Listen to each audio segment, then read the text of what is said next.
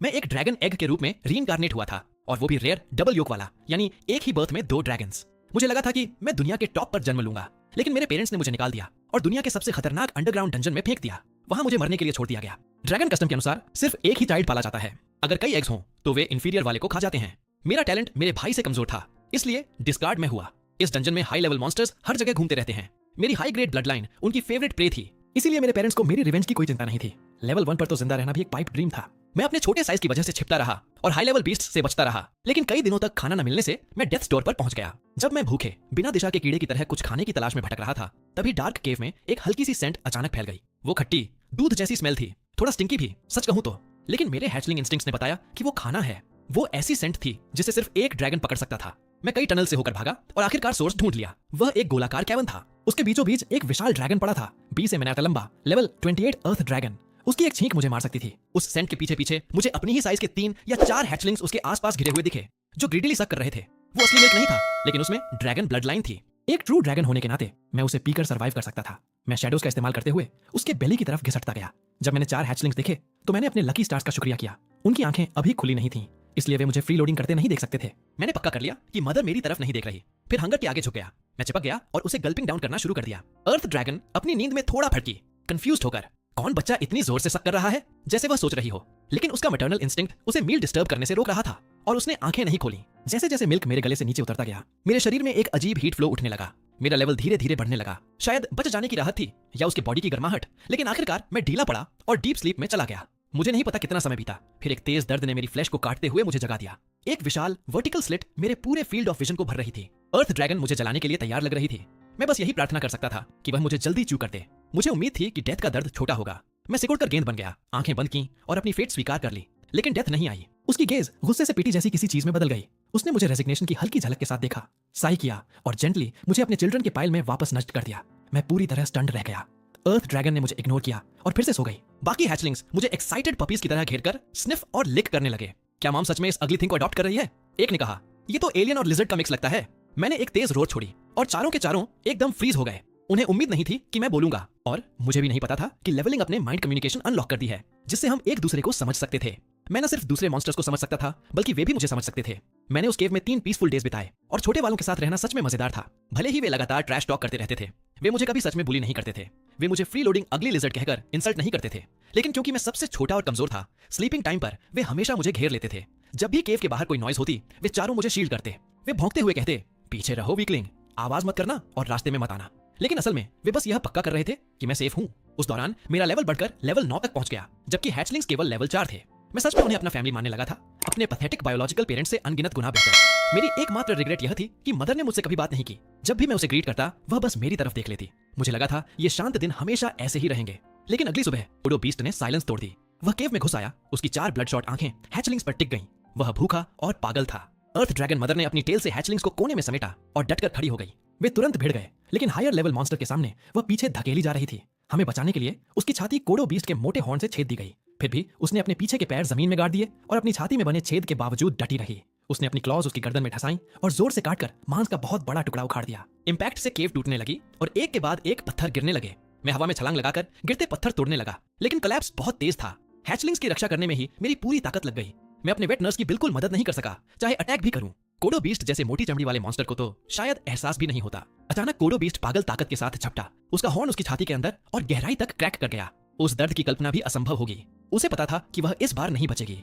उसने आखिरी बार अपने हैचलिंग्स की तरफ देखा और मुझे उन्हें बचाते देख उसके आईज में रिलीफ की एक झलक आई। मुझे खुशी है कि मैंने तुम्हें नहीं खाया, जैसे वह कहना चाह रही हो। उसकी ब्लडशॉट आंखें एकदम खुली। उसने अपनी बची हुई सारी ताकत लगाकर कोडो बीस्ट की खोपड़ी पर हेडबट किया। इंपैक्ट जमीन हिला देने वाला था। उसका अपना स्कल भी चोट लगने से दब गया, लेकिन कोडो बीस्ट ऐसे सुसाइडल ब्लो को सहन नहीं कर सका। उसके सिर में एक बहुत बड़ा क्रेटर बन गया। दोनों जायंट्स दर्द से चीखते हुए गिर पड़े। केव का कोलैप्स रुक गया। मैं उसके पास दौड़ा, लेकिन उसका टूटा हुआ सिर देखकर सच समझ गया, वह जा चुकी थी। तभी मुझे एक विस्पर सुनाई दी, बच्चों, मेरे बच्चे कैसे हैं? यह पहली बार था जब उसने मुझसे बात की थी।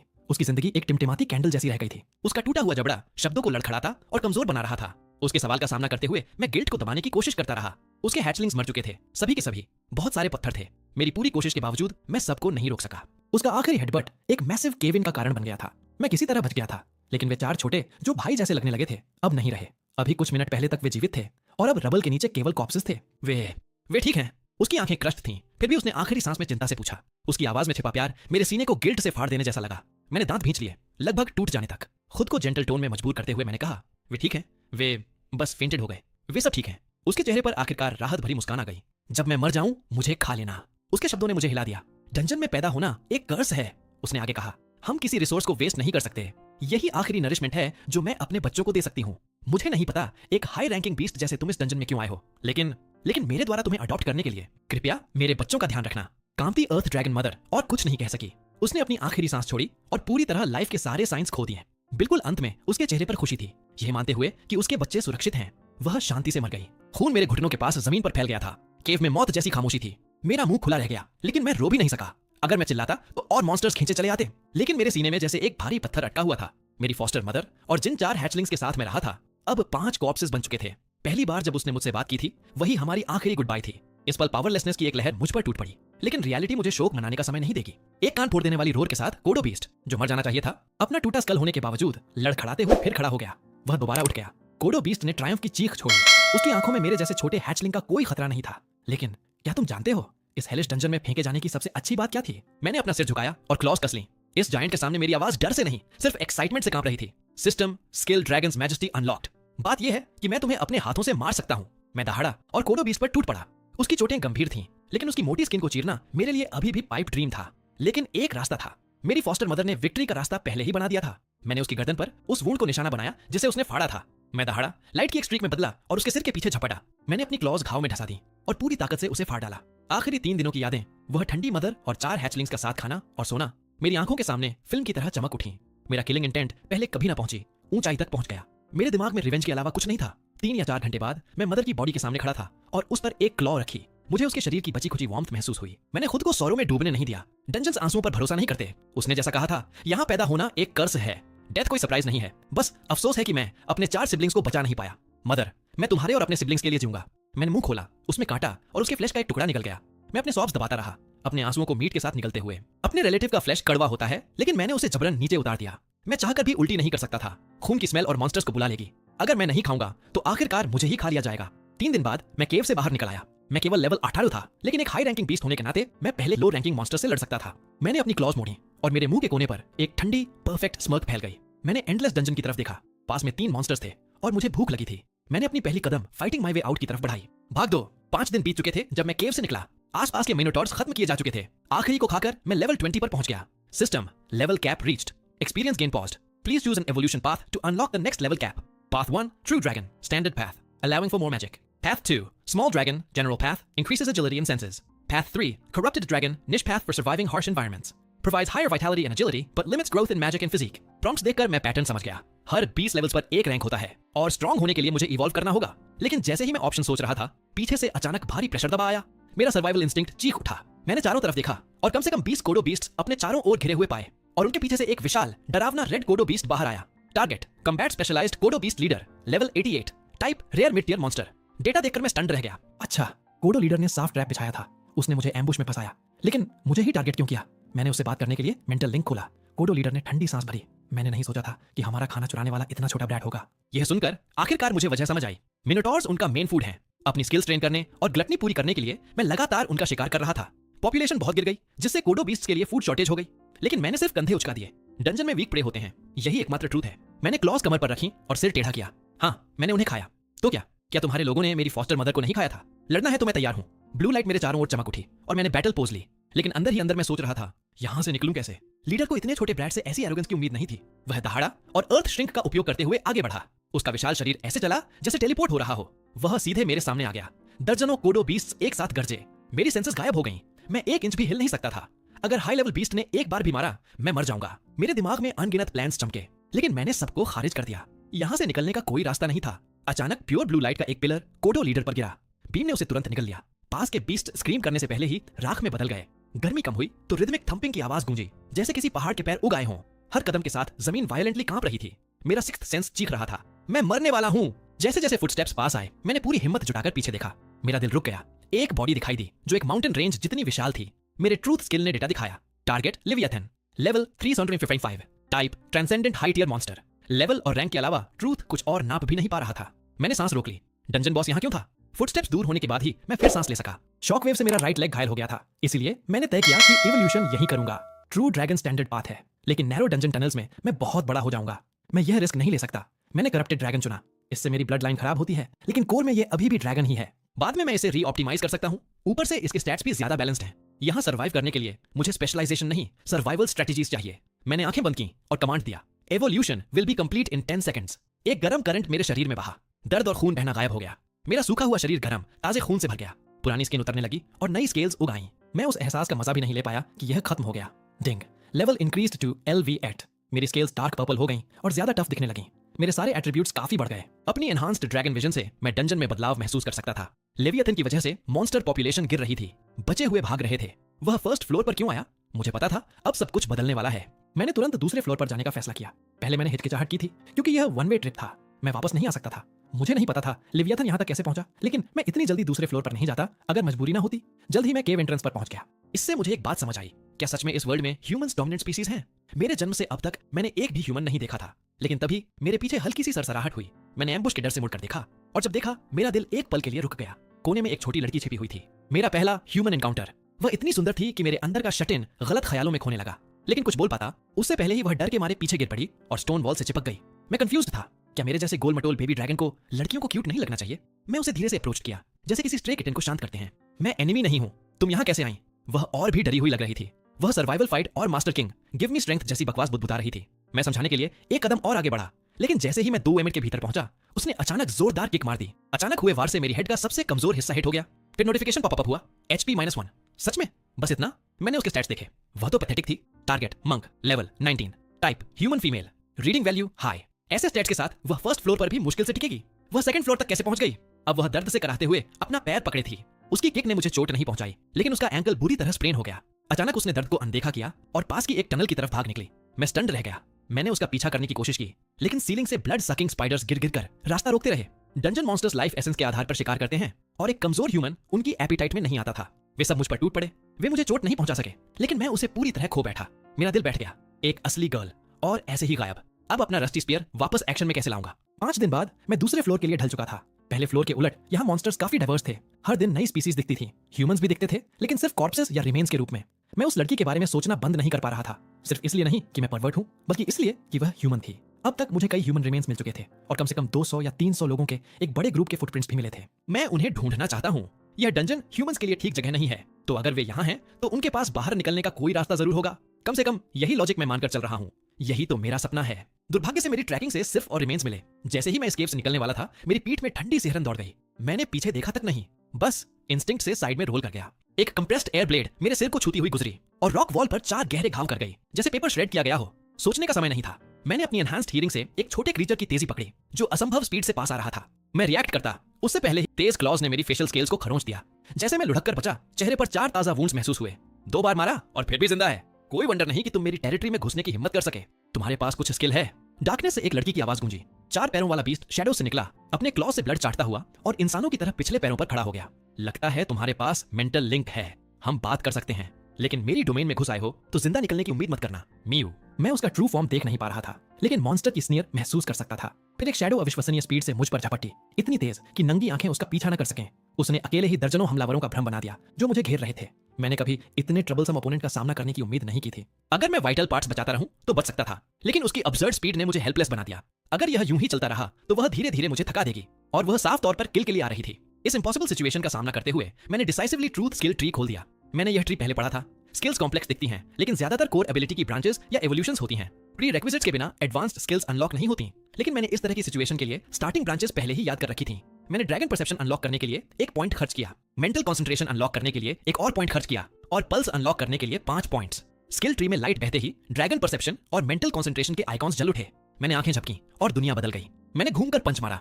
मैंने उसे पीछे खाली हवा में दे मारा। एक जोरदार बैंग के साथ मैंने एक आफ्टर इमेज उड़ा दिया।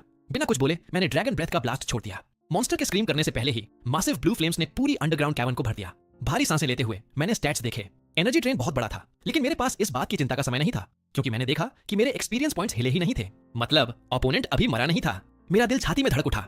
वॉइड ड्रैगन ब्रेथ का पॉइंट ब्लैंक हिट झेलना कोई छोटी बात नहीं है। मैं आगे बढ़ा और कोने में जले हुए मॉन्स्टर को देखा। Target monster, transformation Nekomata, reading value extremely high. Notification देखकर मेरे सीने में अजीब सा रिग्रेट भर गया।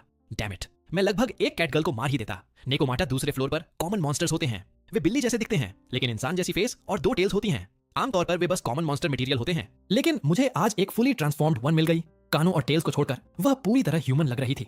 भले ही उसका 80% से ज्यादा शरीर जल चुका था, मैं बता सकता था कि वह बिल्कुल मेरी टाइप थी। मैं आमतौर पर डिसाइसिव होता हूँ, लेकिन अब मैं हिचकिचाया। मुझे अचानक प्रोक्रिएशन की क्यूरियोसिटी और इच्छा तक महसूस हुई। क्या हुआ?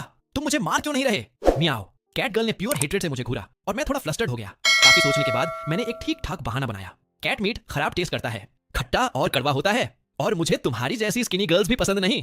ट्रांसफॉर्म्ड नेकोमाटा ने ठंडी सांस भरी। तुम सोचते हो मैं कमजोर लगती हूँ? मियाओ, तो तुम मुझ पर तरस खा रहे हो? अगर अभी नहीं मारोगे तो अगली बार मैं तुम्हें मार दूंगी।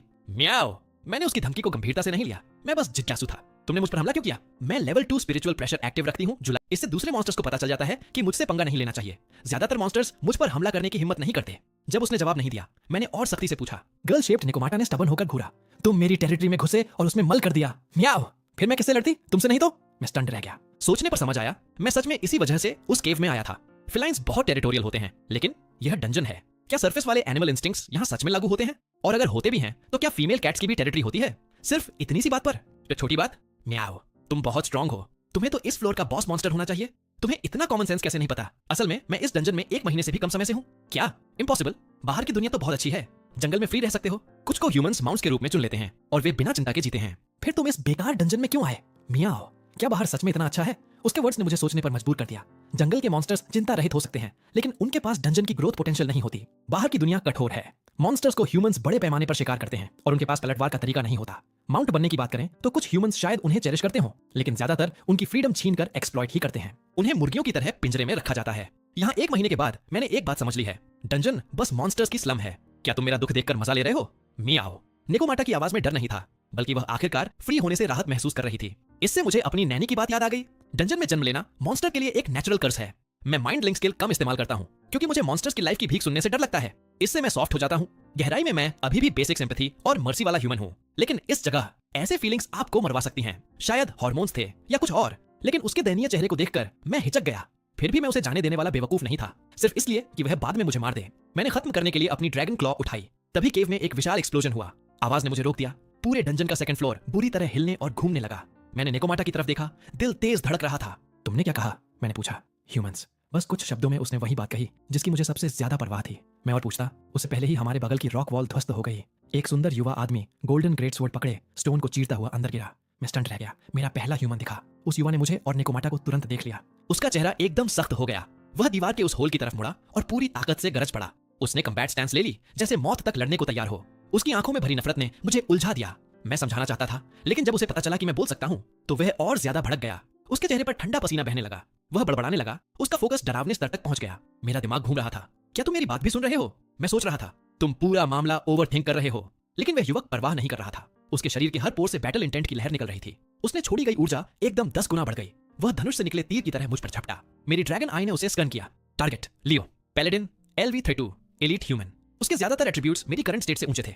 अगर मैं फुल स्ट्रेंथ में होता तो स्किल से आसानी से उसे संभाल लेता, लेकिन मैं घायल और थका हुआ था। सीधी लड़ाई में मेरा कोई चांस नहीं था और मैं अभी ह्यूमंस के साथ वॉर शुरू करने के लिए तैयार नहीं था। 2 सेकंड्स की हेजिटेशन के बाद मैंने उसकी इनकमिंग स्लैश डॉज कर दी। मैंने नेकोमाटा को अपने शोल्डर पर उठाकर बॉस और युवक दोनों से भाग निकला। नेकोमाटा स्टंड रह गई। तुम क्या कर रहे हो? मियाओ। मैं तुम्हें माफ नहीं करूंगी। वह मेरे खुले सिर पर काटने और खरोंचने लगी। चुप रहो, मैंने भौंका। मैंने पीछे हाथ बढ़ाकर उसकी गर्दन की स्क्रफ को पकड़ लिया।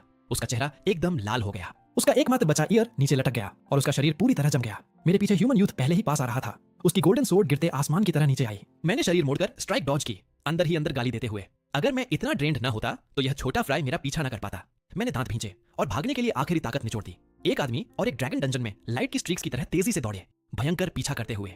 मुझे लगा वह आदमी कुछ देर बाद हार मान लेगा। मैंने कभी उम्मीद नहीं की थी कि वह 2 और आधे आवर्स तक मेरा पीछा करता रहेगा। मैं ऊर्जा बचाने के लिए बस चला जा सकता था, लेकिन अगर उसने सच में सुइसाइडल फाइनल स्ट्राइक की कोशिश की तो मुझे उसका सिर कुचलना पड़ता। मैं उसके रिएक्शन का इंतजार करता रहा और तभी युवक ने डेस्परेट क्राई छोड़ी। उसकी बॉडी पर नसें उभर आईं जब उसने अपनी सारी battle intent golden great sword में डाल दी। उसकी फुल पावर स्ट्राइक के सामने मैंने साई किया और इनविंसिबिलिटी स्किल अनलॉक करने के लिए 5 पॉइंट्स खर्च कर दिए। मैं जिंदा कैनन बॉल बनकर सोर्ड एनर्जी से टकराया और राइस पेपर की तरह उसे चीरते हुए निकल गया। लियो ने कभी नहीं सोचा था कि जिस बीस्ट का वह शिकार कर रहा था वह इतनी अचानक काउंटर अटैक करेगा। उसे यकीन नहीं हुआ कि उसका अल्टीमेट स्ट्राइक इतनी आसानी से टूट गया। एक भयानक थर्ड के साथ मेरा लोहे जैसा कठोर सिर उसके पेट में जा टकराया और वह दर्द से चीख उठा।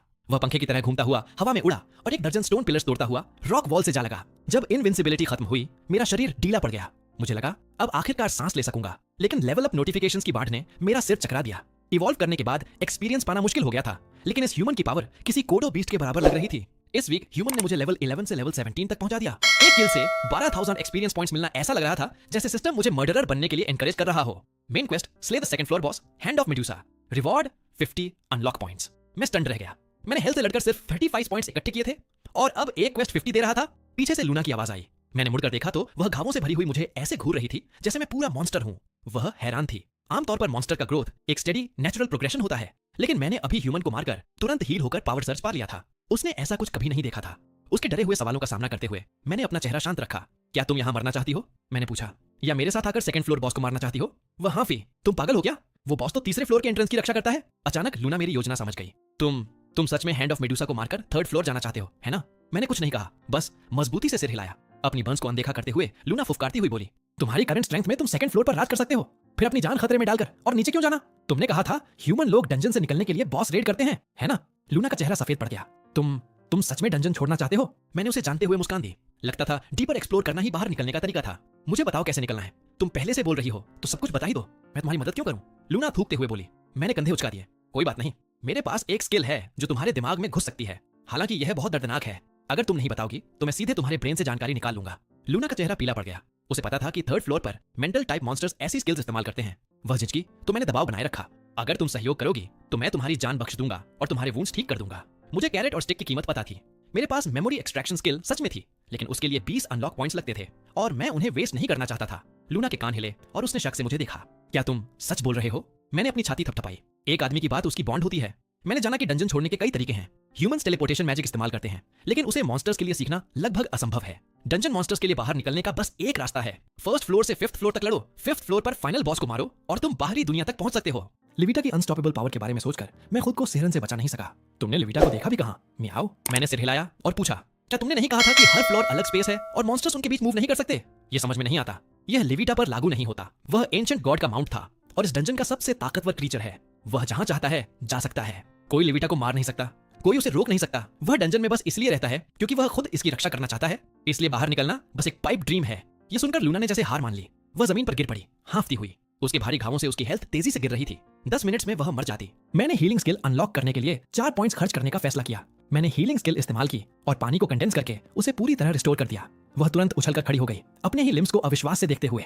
तुमने क्या किया मियाओ? मैं यह प्रॉमिस नहीं कर सकता कि तुम निकलोगी, लेकिन मैं यह सुनिश्चित कर सकता हूँ कि तुम सेकंड फ्लोर पर ठीक से जाओ। क्या तुम मेरे साथ चलोगी? लूना अभी शॉक से बाहर नहीं आई थी। वह देर तक मुझे ब्लैंकली देखती रही, फिर बोली, तुम्हारा मतलब है तुम हैंड ऑफ मेडुसा को मारने जा रहे हो? मैंने सिर हिलाया। तुम मजबूत हो, दूसरे फ्लोर पर अब तक मिले सबसे स्ट्रॉन्ग मॉन्स्टर हो। लूना गर्व से सीना तान गई। बिल्कुल मियाओ, उस मेडुसा को छोड़कर मैं यहाँ सबसे स्ट्रॉन्ग हूँ मियाओ। वह फिर उसका टोन बदला। लेकिन मैं तुम्हारे साथ अपनी जान क्यों जोखिम में डालूं? अगर तुम हैंड ऑफ मेडुसा को मार दोगे तो तुम सेकंड फ्लोर के बॉस क्वीन बन जाओगे। सुनने में अच्छा नहीं लगता क्या? लूना के कान हिले। उसने बॉस क्वीन बड़बड़ाते हुए सिर नीचे किया। कुछ सेकंड बाद वह लाल चेहरे के साथ ऊपर देखी और मान गई। तुमने मुझे बचाया है, इसलिए मैं एक बार तुम्हारी मदद करूंगी। वैसे तुम ड्रैगन हो या डॉग? मैं ड्रैगन हूँ। क्या?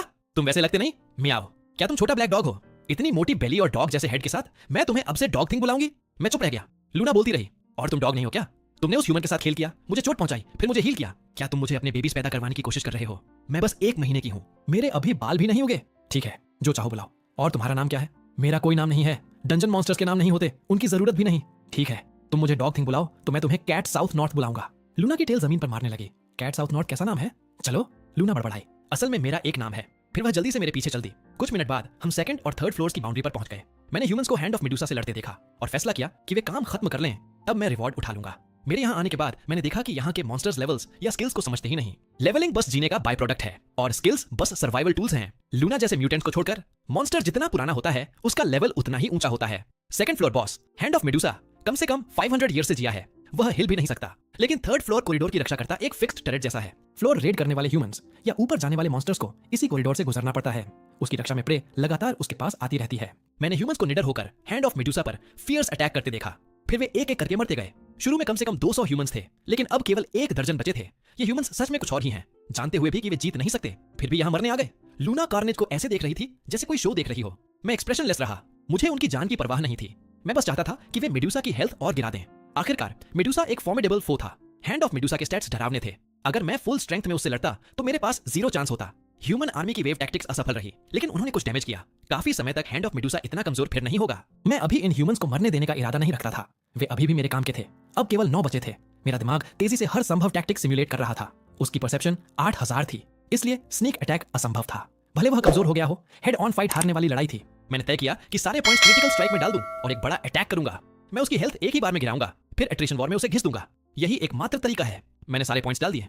अब सब कुछ दांव पर है। मेरी ऑब्जर्वेशंस के मुताबिक ये ह्यूमंस मौत से नहीं डरते। कोने में जाकर वे आखिरी सुसाइड चार्ज करेंगे। जैसा मैंने देखा, 9 सर्वाइविंग लोग एक दूसरे को सहारा देकर खड़े हुए। उनकी चीखें हवा को हिला रही थीं। 9 रेड लाइट्स पूरे बेसमेंट में दिन जैसे चमक उठी। यह मेरा मौका था। मैंने कैट साउथ नॉर्थ की तरफ देखा और शैडोज में छलांग लगाकर अपनी रेंज के किनारे तक रेंगता हुआ पहुंचा।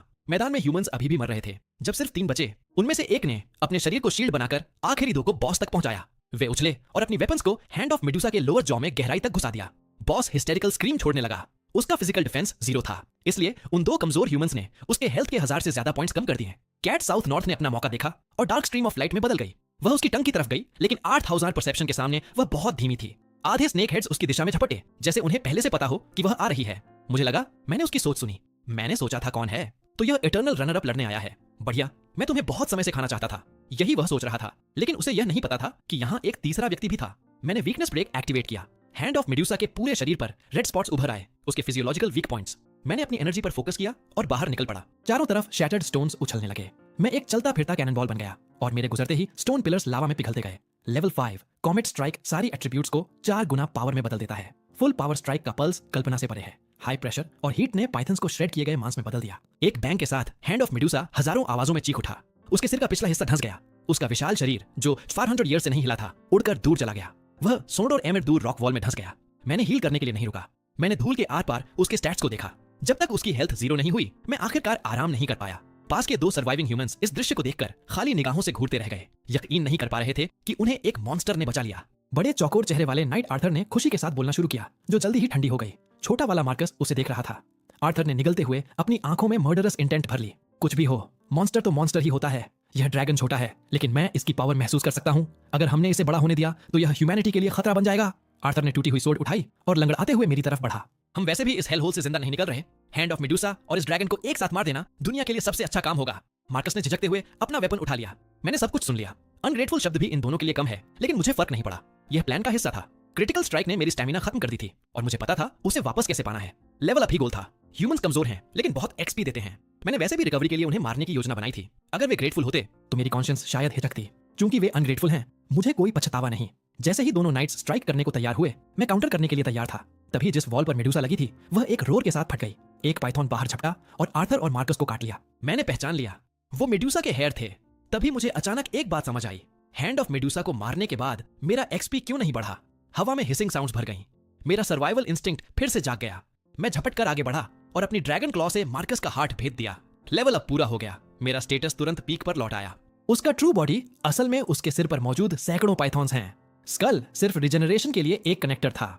अब वे सैकड़ों पाइथॉन्स 2 ग्रुप्स में बट गए। आधे मुझ पर हमला कर रहे थे, आधे कैट साउथ नॉर्थ पर। वे किसी भी एंगल से किसी भी समय स्ट्राइक कर सकते थे। सबसे बुरी बात यह थी कि ये सारे पाइथॉन्स एक ही एंटिटी माने जाते थे। कुछ को मारने से उस पर कोई असर नहीं पड़ता था, लेकिन मेरे पास एक प्लान था। मैंने एक पाइथॉन को चिथड़ों में फाड़ दिया। मैंने कैट साउथ नॉर्थ की तरफ देखा। उसकी एजिलिटी के बावजूद उसने सिर्फ कुछ ही को मार पाया था। अगर यही चला तो हम दोनों मौत तक वेयर डाउन हो जाते।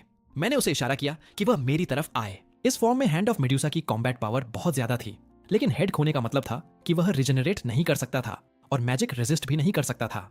अगर मैं एक मैसिव एओई अटैक लगा दूं तो सारे पाइथॉन्स एक साथ मर सकते थे।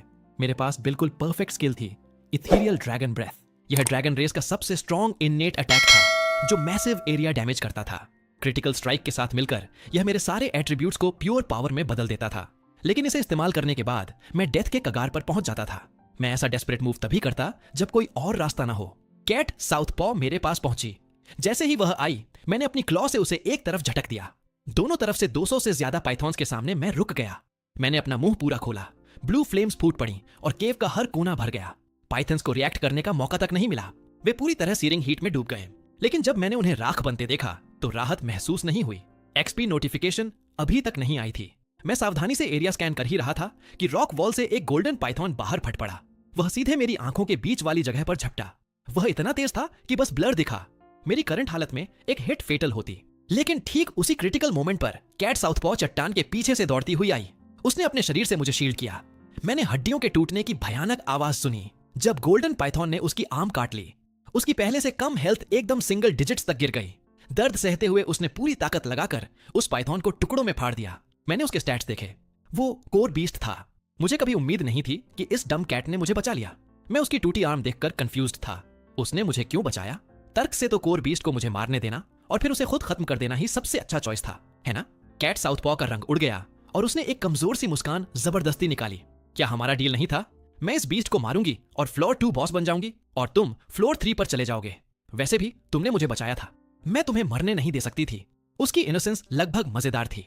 उन ह्यूमंस की बिट्रेयल देखने के बाद मुझे समझ आया कि मेरा ह्यूमैनिटी फर्स्ट माइंडसेट बदलना होगा। मैं कोर बीस्ट के पास गया और उसका सिर अपने पैर के नीचे कुचल दिया। मैंने उसे उठाया, चबाया और निगल गया। Notification, main quest complete, skill points rewarded, level 20 reached, evolution conditions met. Quest completion सुनकर ही मैं आखिरकार रिलैक्स्ड हुआ। मैं जमीन पर गिर पड़ा और हांफने लगा। कैट साउथपॉ ने मुझे कसकर गले लगाया और अपना चेहरा मेरे चेहरे से रगड़ा। लूना का ह्यूमन फॉर्म काफी इंप्रेसिव था। मैंने फोकस और हील इस्तेमाल करके उसके इंजरीज ठीक किए। फिर चारों तरफ देखा। मेडुसा की हैंड मर चुकी थी, इसलिए फ्लोर 3 का रास्ता पूरी तरह खुल गया था। लेकिन जैसे ही मैं नीचे छलांग लगाने वाला था, लूना ने रिलक्टेंट टोन में कहा, हम कितनी ग्रेट टीम हैं।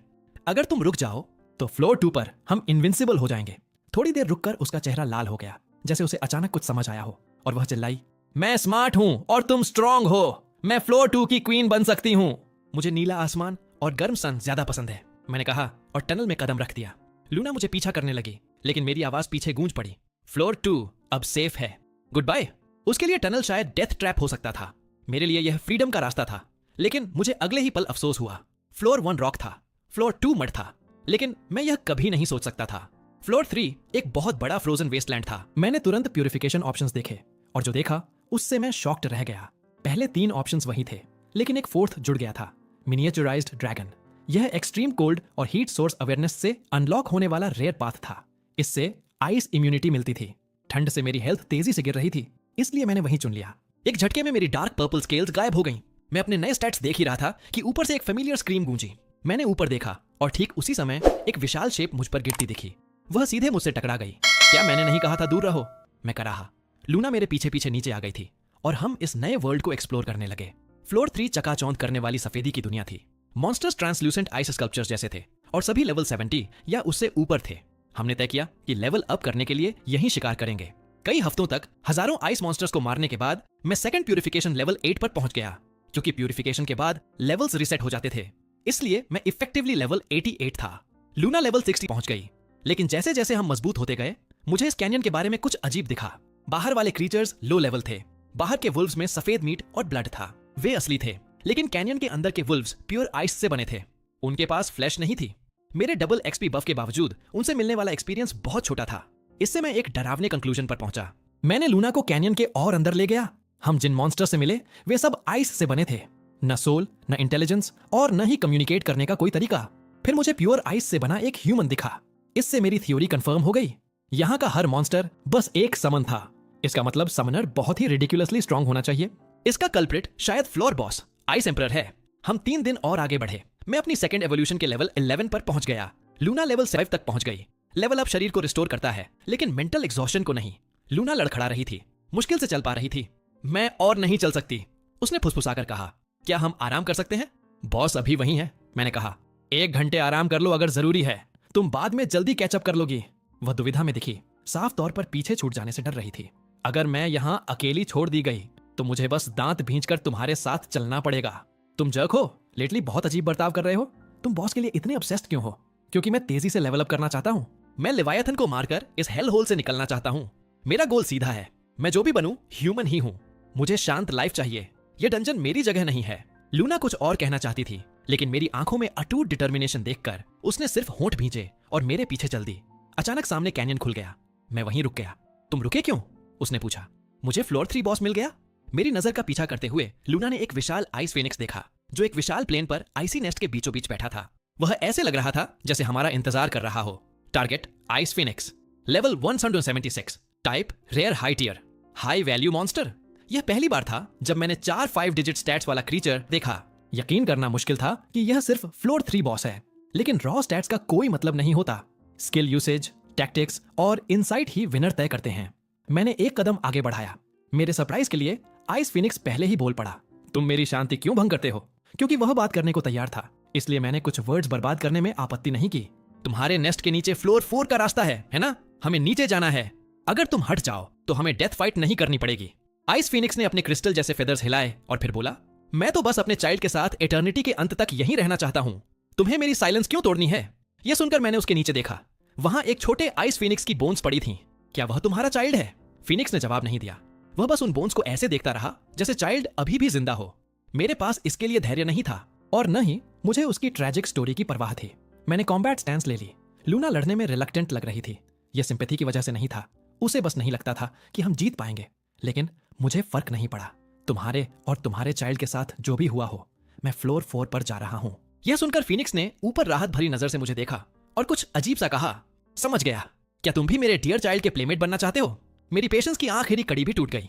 मैंने बोलना बंद किया और पल्स के रिकॉइल का इस्तेमाल करके खुद को ग्रीन कैनन बॉल की तरह आगे फेंक दिया। मैंने मुंह खोला और लगातार 3 वॉइड पल्सेस दाग दी। लूना ने अपने क्लॉज घुमाए और दर्जनों विंड ब्लेड्स छोड़ दी। हमारे हमले फिनिक्स पर बरस पड़े और उसकी हेल्थ तुरंत 20% तक गिर गई। लेकिन मैं खुश नहीं था। मैं घबरा रहा था। लड़ाई शुरू होने के बाद से फिनिक्स ने एक बार भी काउंटर अटैक करने की कोशिश नहीं की थी।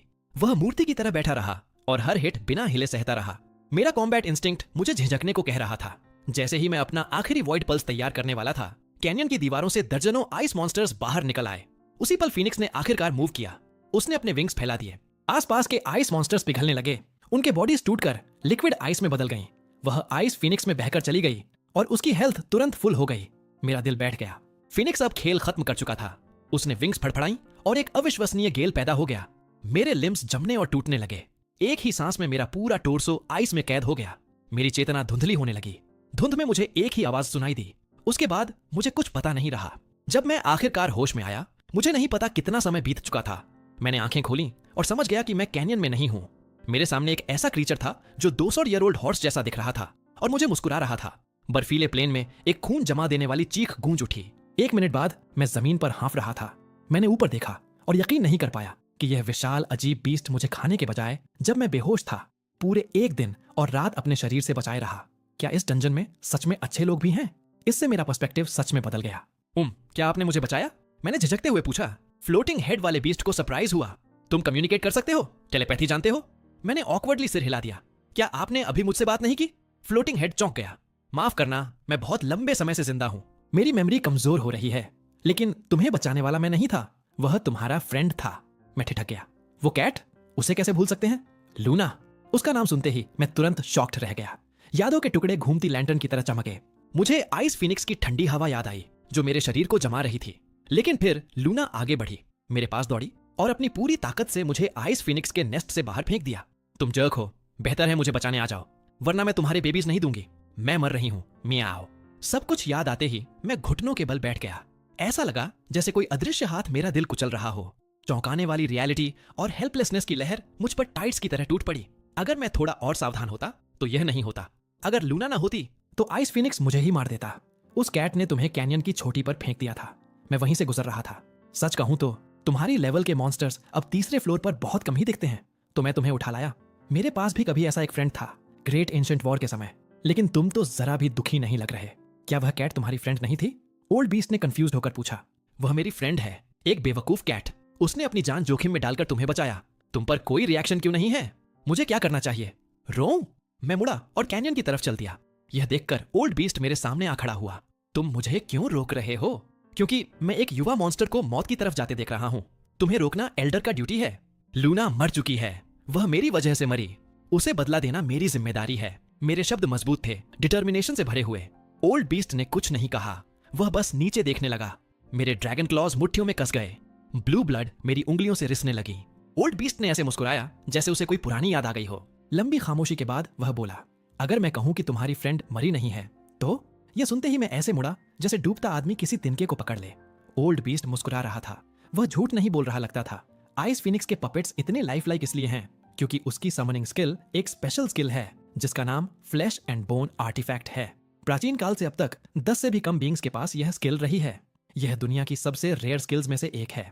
सामान्य तौर पर समन्स ओरिजिनल से कमजोर होते हैं, लेकिन यह स्किल ऐसे क्रीचर्स बनाती है जो ओरिजिनल जितने स्ट्रॉन्ग या उससे भी स्ट्रॉन्ग होते हैं, क्योंकि इसका प्रिंसिपल सिंपल कॉपी नहीं है, यह प्लंडर है। यह क्रीचर को ट्रैप और किल करता है, लेकिन सोल को बचाकर कॉन्शियसनेस निकाल लेता है, फिर बॉडी को आइस से दोबारा गढ़ता है। इन्हें समन्स कहने से बेहतर है पपेट्स कहना, इसलिए उन्हें मारने पर भी एक्सपी मिलता रहता है। इस आइस किंगडम में तुमने जो भी मॉन्स्टर देखा है वह आइस फिनिक्स का समन है। तीसरा फ्लोर पूरी तरह उसके कंट्रोल में है। कुछ कमजोरों को छोड़कर थोड़ी भी पावर वाला हर जीव पपेट बना दिया गया है। यह चौंकाने वाली बात मानना मुश्किल था, लेकिन इसका लूना के जिंदा होने से क्या लेना देना है, मैंने पूछा। ओल्ड बीस्ट आगे बोला, फ्लैश एंड बोन आर्टिफैक्ट शक्तिशाली है, लेकिन इसकी वीकनेस यह है कि प्रक्रिया बेहद स्लो है। यह आइस का इस्तेमाल करके विक्टिम की बॉडी को सेल्यूलर लेवल पर बदलता है ताकि सोल इंटैक्ट रहे। तुम्हारी कैट फ्रेंड के एट्रीब्यूट्स को देखते हुए यह प्रक्रिया लगभग 2 वीक्स लेगी। अगर तुम उस समय के भीतर आइस फिनिक्स को मार दो तो उसे हीलिंग मैजिक से बचाया जा सकता है। 2 वीक्स! मेरे भीतर उम्मीद फिर से उमड़ आई। हीलर की मौत पहले ही भारी झटका थी। अगर लूना भी मर गई तो मैं खुद को कभी माफ नहीं करूंगा। यह खबर मुझे चाहिए था। अगर उसे पकड़े जाने की गलती मेरी थी तो उसे बचाना मेरी जिम्मेदारी है। धन्यवाद एल्डर, अब मुझे पता है मुझे क्या करना है। ओल्ड बीस्ट जोर से हंसा। मैं बहुत लंबे समय से जिंदा हूं। रेयर है पिग ड्रैगन कब देखना, इसलिए मैंने तुम्हें बस बोरियत मिटाने के लिए बचाया। मैं ठिठक गया। मुझे मिनिएचराइज्ड ड्रैगन होना चाहिए था। 2 एवोल्यूशंस के बाद मेरी पिग ड्रैगन लिनिएज छिप जानी चाहिए थी। उसने मुझे कैसे देख लिया? अचानक मुझे कुछ ठीक नहीं लगा। उसने कहा था कि इस फ्लोर पर स्मॉल फ्राई को छोड़कर बाकी सब पपेट बनाए जा चुके हैं, लेकिन अपने विशाल साइज के साथ वह स्मॉल फ्राई नहीं था। वह आइस फिनिक्स से कैसे बच गया? उसकी आंखों में जानकार सी मुस्कान चमकी, जैसे वह मेरा मन पढ़ रहा हो। क्या तुम्हारे पास वह रेयर स्किल ट्रूथ नहीं है? वह तो टोटल चीट कोड है, समय की शुरुआत से। तुम्हारे अलावा मैंने बस एक गॉड को ही उसे रखते देखा है। अभी इस्तेमाल करो, समझ जाओगे। मैं अवाक रह गया। उसे मेरे ट्रूथ स्किल के बारे में कैसे पता था? मैंने गहरी सांस ली और नर्व्स संभाली। मैंने ऊपर देखा और इस विशाल अजीब क्रीचर पर ट्रूथ एक्टिवेट किया। डेटा दिखते ही मेरी विजन धुंधली हो गई और मेरे पैर जवाब दे गए। ये स्ट्रेंज बीस्ट लिवायथन से भी बहुत ऊपर लेवल का था। Target Babylon, level 413, type super God beast. आप कौन हैं? मेरी आवाज बुरी तरह कांप रही थी। बेबीलोन बस बिना बोले मुस्कुराया। वह नीले आसमान को देख रहा था, किसी सुंदर मेमोरी में खोया हुआ। काफी देर बाद उसने कहा, कभी मैं सिन जैसी ब्लेड के साथ मिलियन गॉड्स से लड़ा था और दिन को रात से काटकर अलग कर दिया था। अब मैं पूरी शांति और गुमनामी की जिंदगी जीता हूं। पता चला कि गॉड्स ने मूल रूप से इस डंजन को 2 बॉसेस के साथ बनाया था, लेकिन बेबीलोन बैटल और दुनिया से थक गया था। जैसे जैसे उसका शरीर धीरे धीरे बूढ़ा होने लगा, वह सीनिक 3rd फ्लोर पर आ गया और लेवियथन को डंजन पर राज करने के लिए छोड़ दिया। मैंने कड़वी हंसी हंसी। मैं अभी आधे रास्ते में था और मुझे पहले ही दोनों फाइनल बॉसेस मिल चुके थे। यह किस्मत थी या कर्स? कम से कम बेबीलोन समझदार था और मुझे मरता नहीं देखना चाहता था। एल्डर, क्या मैं सच में आइस फिनिक्स को हराकर लूना को बचा सकता हूं? बेटा, बेबीलोन ने तुरंत जवाब नहीं दिया। वह और लेवियाथन ट्विन बॉसेस हैं। लेवियाथन पावर है और बेबीलोन विजडम। वह रुका, फिर पूछा, इस डंजन में क्या तुमने एक भी ऐसा मॉन्स्टर मारा है जो तुमसे हायर लेवल का ना हो? उसकी जेंटल गेज मुझ पर पड़ी। यह सिर्फ काइंडनेस नहीं थी, बल्कि एक सेज का तरीका था जो 1000 शब्दों को एक ट्रूथ में बदल देता है। मैं तुरंत समझ गया। चाहे वह कितना भी डिटैच्ड हो, बेबीलोन फिर भी बॉस था। वह मुझे दूसरे बॉस को मारने की चाबी सीधे नहीं दे सकता था। मैंने सिर झुकाया, सोचा, फिर खड़ा हो गया। धन्यवाद एल्डर, मैं समझ गया। मैं मुड़ा और आइस वैली की तरफ वापस चल दिया। 2 वीक्स नहीं, 10 डेज। 2 वीक्स बहुत रिस्की हैं। लूना शायद उतना नहीं टिक पाएगी। मेरा अनकॉन्शियस टाइम घटाने के बाद मेरे पास सिर्फ 9 डेज बचे थे। मैं 1 सेकंड भी वेस्ट नहीं करूंगा। वैली एंट्रेंस पर मैंने आइस का एक विशाल चंक उठाया। मैंने उसे कैनन बॉल की ताकत से फेंक दिया। वह 1000 मीटर्स उड़कर आइस वॉल से टकराया और जोरदार हिंसक एक्सप्लोजन हुआ। आवाज ने दीवारों से चिपकी आइस एबिस क्रीचर्स को तुरंत भड़का दिया। एक पल में 2 या 3 हजार बाहर निकल आए। उस ओवरवेलमिंग संख्या को देखकर मैं बस मुस्कुरा दिया। मुझे पता था आइस एम्प्रेस अपने ही आइस पपेट्स के जरिए रिकवर कर सकती है। इस एबिलिटी के साथ जब तक वैली में पपेट्स हैं, वह इमॉर्टल है। क्योंकि यहाँ हर मॉन्स्टर पपेट है, मैं उसकी वह पावर छीनते हुए खुद को स्ट्रॉन्ग बनाऊंगा। क्यों नहीं? अंदर लौटने से पहले मैंने ग्रोथ प्लान को लेवल 2 तक अपग्रेड करने के लिए 40 पॉइंट्स खर्च किए। ये स्किल मुझे हर मिनट ऑटोमेटिकली 2 एक्सपीरियंस पॉइंट्स देती है और किल से मिलने वाला एक्सपीरियंस 4 गुना कर देती है। मैंने अपनी क्लॉ से स्वॉर्म को इशारा किया। मैं 9 दिनों में इस वैली को साफ कर दूंगा। तुम पहले बैच हो। 6 दिन बीत गए। जैसे ही आखिरी प्योर ब्रेड कोडो बीस्ट पपेट गिरा, मैं जमीन पर गिर पड़ा। नोटिफिकेशन, प्योर ब्रेड कोडो beast are extinct. Reward 20 points, level 16। ये उन पपेट्स की 11वीं स्पीसीज थी जिन्हें मैं मिटा चुका था। 6 दिनों से मैं लगातार अपनी लिमिट्स धकेल रहा था। मेरे लेवल पर आखिरी 2 स्पीसीज से अब और लेवल नहीं मिलेगा, लेकिन मुझे यह करना ही होगा ताकि एम्प्रेस की इमॉर्टैलिटी छीनी जा सके और 90 अनलॉक पॉइंट्स मिल सकें। जीत पक्की करने के लिए मुझे 2 स्पेसिफिक स्किल्स अनलॉक करनी होंगी। वैली के अंदर गहराई में एम्प्रेस आइस एग में मौजूद फिगर को घूर रही थी। बहुत समय बीत चुका था और लेवल 75 मॉन्स्टर अब तक डिसॉल्व हो जाना चाहिए था, लेकिन आइस के अंदर लूना ज्यादातर इंटैक्ट थी। एम्प्रेस महसूस कर सकती थी कि अनकॉन्शियस होने पर भी लूना की डीप फीलिंग्स उसके शरीर को एक्टिव रखे हुए थी, जिससे बोन एंड फ्लैश प्रोसेस धीमा पड़ रहा था। लेकिन चाहे इच्छा कितनी भी मजबूत हो, वह आखिर टूट ही जाएगी। एम्प्रेस उसे परफेक्ट पपेट मान रही थी। अचानक आइस नेस्ट की खामोशी को एक आवाज ने चीर दिया। एम्प्रेस का पूरा शरीर एक पल को झटका खा गया। उसने डिसबिलीफ के साथ अपने सामने खड़े ड्रैगन मॉन्स्टर की तरफ देखा। सिर्फ 9 दिनों में मेरा किलिंग इंटेंट 10 गुना बढ़ चुका था। मैंने ऊपर से उसे ठंडी नजर से देखा। क्या तुम्हारी माँ ने नहीं सिखाया कि किडनैपिंग इलीगल होती है? वो मेरी गर्ल है, उसे वापस करो। एम्प्रेस अब मुझे तुच्छ नजर से नहीं देख रही थी। उसने एक असली थ्रेट देख लिया था। 9 दिन पहले वह मेरी ताकत से हैरान हुई थी, लेकिन मुझे गंभीरता से नहीं लिया था। मैं बस एवरेज स्मॉल फ्राई से थोड़ा स्ट्रांग था, लेकिन अब उसने जमीन हिला देने वाला बदलाव देख लिया था। मुझे नहीं पता था लूना और कितना टिक सकेगी, इसलिए मैं रिवर्स मीटियोर की तरह आगे झपटा, सीधे उसके चेहरे की तरफ। मैंने बेरहमी से उसे किक मारी और शॉक वेव ने जमीन को ब्लेड की तरह फाड़ दिया। गुस्से में एम्प्रेस ने मुंह खोला और आइस ब्रेथ की एक मोटी सांस छोड़ दी, लेकिन मैं तब तक गायब हो चुका था। ऊपर देखो तुम पागल बूढ़ी औरत। मेरी आवाज सीधे ऊपर से आई। उसने ऊपर देखा तो मैं 1 किलोमीटर ऊपर था। वॉइड ड्रैगन ब्रेथ चार्ज कर रहा था, इतनी गर्म कि स्पेस तक टेढ़ी हो रही थी। पिछली बार उसने अपनी इमोर्टैलिटी पर भरोसा किया था और हमारी लड़ाई को मजाक समझा था, लेकिन अब उसका सिक्स्थ सेंस उसे बता रहा था कि अगर उसने बचाव नहीं किया तो भले वह मरे नहीं, उसकी पूरी कॉम्बैट पावर चली जाएगी। 1 मिलीसेकंड में उसने भारी मैजिक इकट्ठा की और आइस बैरियर्स की 5 परतें तैनात कर दी, एक अजेय फोर्ट्रेस बनाते हुए। Void sky piercer. मैंने एक विशाल फायरी प्रोजेक्टाइल उगला जिसने आसमान को लाल कर दिया। पहली बैरियर कांटेक्ट से पहले ही वेपराइज हो गई, फिर दूसरी, तीसरी, चौथी। एम्प्रेस तब दहल गई जब उसकी चौथी बैरियर टूट गई। फायरी प्रोजेक्टाइल और आइस टाइड उसके शरीर को चीरते हुए निकल गए और उसकी दर्द भरी चीखें वैली में गूंज उठीं। एक हिट ने उसकी आधी हेल्थ खत्म कर दी। उन 5 बैरियर्स के बिना वह मर जाती। आह, तुम इतनी स्ट्रांग कैसे हो गई? वह दर्द से लौटते हुए बोली। मैं अभी भी शांत नहीं हुआ था। मैं उसे खत्म करने की तैयारी कर रहा था। वो स्ट्राइक सिर्फ कंडेंस्ड वॉइड ड्रैगन ब्रेथ नहीं थी, वह वॉइड स्काई पियर्सर थी, एक एडवांस्ड स्किल जिसे अनलॉक करने में मैंने 300 पॉइंट्स खर्च किए। यह गॉड से भी आगे की अल्टीमेट ड्रैगन टेक्निक है। एम्प्रेस डिल्यूजनल थी, सोच रही थी कि उसकी रॉ पावर अब भी मुझसे ज्यादा है। तुम्हारे पास अप्रेजल स्किल है ना? मैंने पूछा। खुद देख लो। अप्रेजल एक कॉमन स्किल है, ट्रूथ का सिंप्लीफाइड वर्जन। यह टारगेट का लेवल और एट्रीब्यूट्स दिखाती है। फाइट से पहले गैप देखना कॉमन सेंस है। उसने 9 दिन पहले से चेक नहीं किया था, लेकिन अब उसकी प्यूपिल्स डर से सिकुड़ गईं। एक स्किल ने उसे अंदर तक हिला दिया, ब्लड लाइन ऑप्टिमाइजेशन।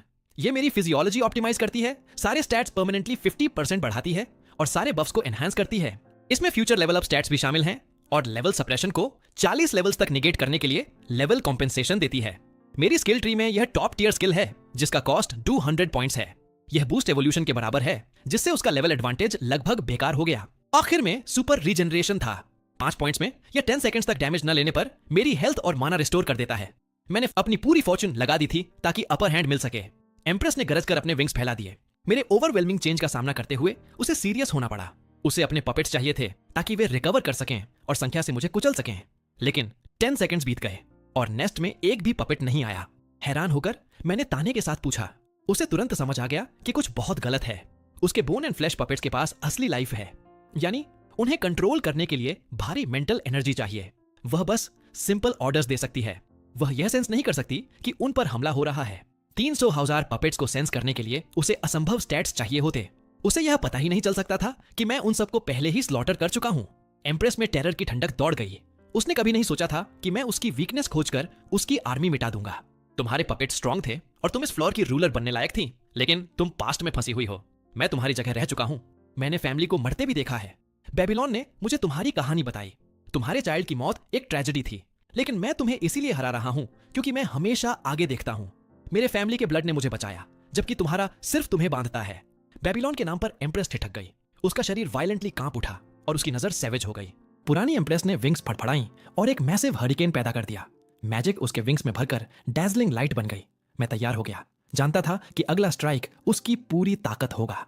जैसे ही चमक अपने पीक पर पहुंची, उसने विंग्स घुमाई और मैजिक का टोरेंशियल बर्स्ट फूट पड़ा, जो हवा तक को सॉलिड शीट्स में जमा रहा था। सुपर रीजनरेशन की वजह से पूरी तरह रिकवर होकर मैंने अपनी जिंदगी का सबसे स्ट्रॉन्ग स्ट्राइक छोड़ा, वॉइड स्काई पियर्सर।